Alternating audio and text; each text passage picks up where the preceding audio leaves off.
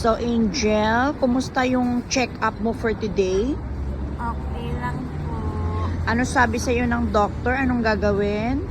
Mag-exercise. Ano pa? Magkain ng gulay. Ano pa? Drink?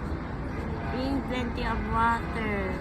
And then, And then, kailangan matulog ng maaga. Apo. Because Because, ma-high blood kataas ang BP mo. Apo. Okay? Okay. So, kailangan maging Healthy. okay.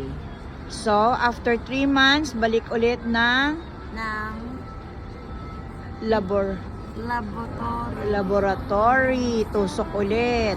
Apo. Tama? Okay. So, kailangan maging good, maging healthy. Sabi ng Apo. doctor. Apo.